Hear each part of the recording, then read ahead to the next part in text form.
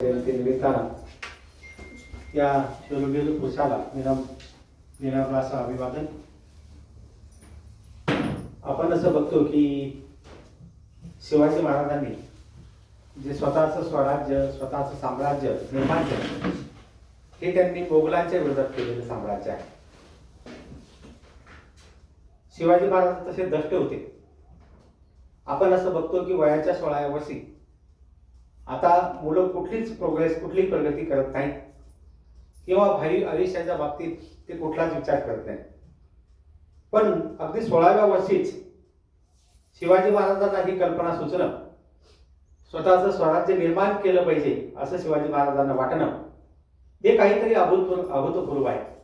आणि म्हणून आपण कधी कधी असं म्हणतो की शिवाजी महाराजांना आई तुळजाभवानीचा आशीर्वाद होता, शिवाजी महाराजांना आई जिजाऊचा आशीर्वाद होता असं म्हणण्याला तर्क आहे, अर्थ आहे असं आपल्याला म्हणता येईल.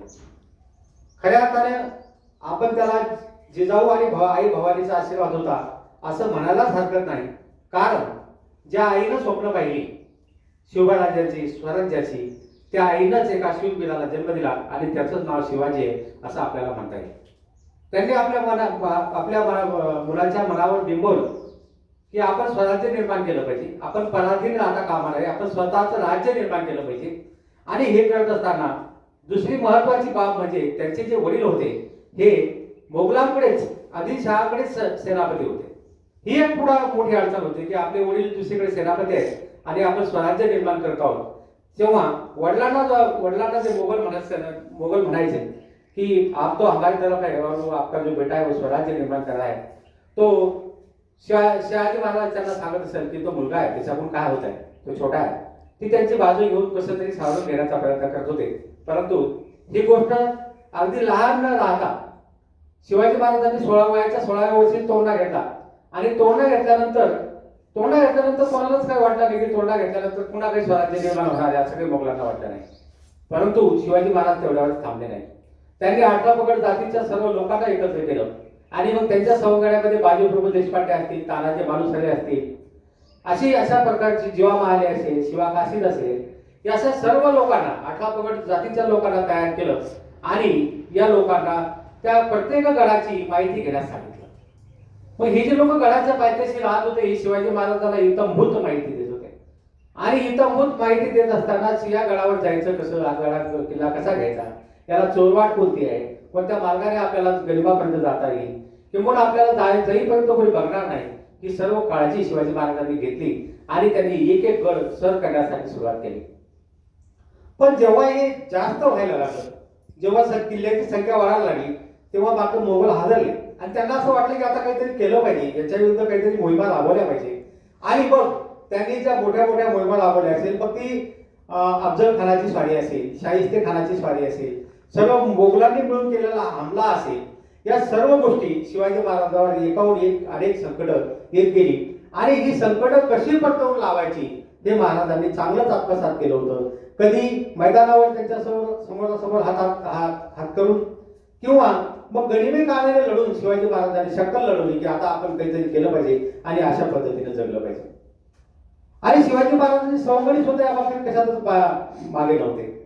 आपण असं बघतो बाजीप्रभू देशपांड्याचं उदाहरण जर आपण घेतलं तर पावनखिंड अगदी मरेपर्यंत लढली.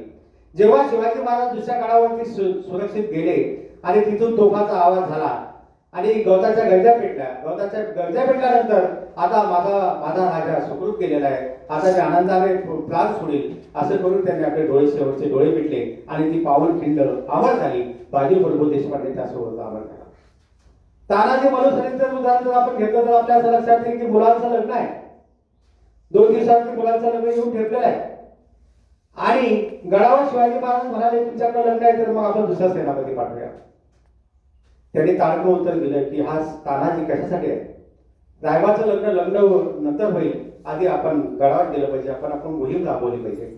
आणि लगेच त्यांनी ती कोंढाणा किल्ल्याची सुपारी घेतली आणि लगेच ते आपण त्या गडावरती चाल करून गेले. आपल्या असं लक्षात येईल तानाजीचा तिथेच मृत्यू झाला आणि मृत्यू झाल्यानंतर महाराजांच्या तोंडून शब्द पडले गड आला पैसे गेला.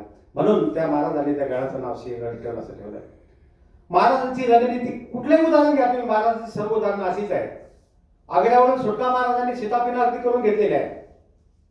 आणि सीतापीने सुटका करून घेताना महाराजांच्या सोबत जे सैन्य त्यांनी डांबून ठेवलेलं होतं औरंगजेबाने आग्र्याला, तर या सैन्यासोबत महाराजांनी अगोदर क्लुप्ती लढवली की आता मला आग्र्यात सुरक्षित वाटतंय, मला आग्र्यातच जायचं आहे. असं महाराजांनी औरंगजेब बादशाहकडे पत्र पाठवलं. महाराजांना वाटलं चांगलं झालं, महाराज आता इथं रमले. आणि महाराजांनी त्यांच्या सोबतची कुमक होती, त्यांच्या सोबत जे सैनिक होतं त्यांना परत जाण्यासाठी औरंगजेबाकडे परवानगी मागितली. दुसऱ्या बाजूला औरंगजेबाला असं वाटलं की चांगलं झालं, शिवाजी महाराजांची जी कुमक आहे, जे पाठबळ आहे, ते पाठबळ निघून जात आहे, फक्त शिवाजी एकटा राहतोय आपल्यासोबत, यांना जाऊ द्या. आणि त्याने आनंदाने सुद्धा त्या सैन्याला परवानगी दिली. सैन्य निघून गेलं. मग सैन्य निघून गेल्यानंतर औरंगजेबाला वाटलं आता काय शिवबा आणि शिवबाचा मुलगा आणि निवडक जे 7-8 लोक होते हे त्यांच्या सोबत आहेत, आता हे काही करणार नाहीत. पण शिवबा राजे यांनी पुढचा दृष्टिकोन लक्षात घेऊन सगळं केलं होतं. त्यांनी आरामात आपलं सैन्य हे सुखरूप जाऊ दिलं. आणि जाऊ दिल्यानंतर मग त्यांनी हळूच आपला जो प्लॅन, पेटाऱ्यातून पसार होण्याचा जो प्लॅन आहे तो प्लॅन आखला. खरं म्हणजे सगळं सैन्य त्यांना पेटाऱ्यातून पळवता आलं नसतं, म्हणून काही निवडक लोकांसोबत, एक 10-12 लोकांसोबत ते निवडक सैन्य घेऊन त्यांनी त्या ठिकाणी पेटाऱ्यातून ते पसार झाले. पसार होत असताना आपला पोटचा गोळा जो संभाजी सोबत होता, या संभाजीला त्यांनी मथुरेत सोडलं. आणि मथुरेत सोडल्यानंतर मथुरेत सुरक्षित सोडून ते आपले महाराष्ट्रामध्ये आले. आणि येताना शॉर्टकट न येता लॉंग कट आले की ज्या रस्त्यावरती मोगलांनी सैन्य पेरून ठेवलं होतं त्या रस्त्याने न येताना दूरच्या रस्त्याने चॉईस केला आणि दूरच्या रस्त्याने ते स्वराज्यामध्ये सुरक्षित आले. शिवाजी महाराजांच्या धोरणाच्या बाबतीत जर विचार केला, शिवाजी महाराजांची पत्र जर तुम्ही बघितली तर त्या पत्रामध्ये अर्थव्यवस्था असेल, बाजारपेठ असेल, स्त्रियांची बाबतीतली नीती असेल, शेतकऱ्यांच्या बाबतीतला त्यांचा आदर असेल, या सर्वच बाबतीचा उल्लेख शिवाजी महाराजांनी केलेला आपल्याला त्यांच्या पुस्तकामध्ये, त्यांच्या पत्रामध्ये आढळतो. म्हणून शिवाजी महाराजांची जननीती आजच्या राजकारणाने सुद्धा जर अंगीकारली तरी सुद्धा आपलं राजकारण, आपलं राज्य, आपलं राष्ट्र हे सुजलाम सुफलाम झाल्याशिवाय राहणार नाही. म्हणून या ठिकाणी त्या राजाचे असे सर्व गुण जर आपण घेतले तर या गुणामुळेच आपला राष्ट्र, आपलं महाराष्ट्र मोठं झाल्याशिवाय राहणार नाही. शिवाजी महाराज इतक्या थांबले नाही.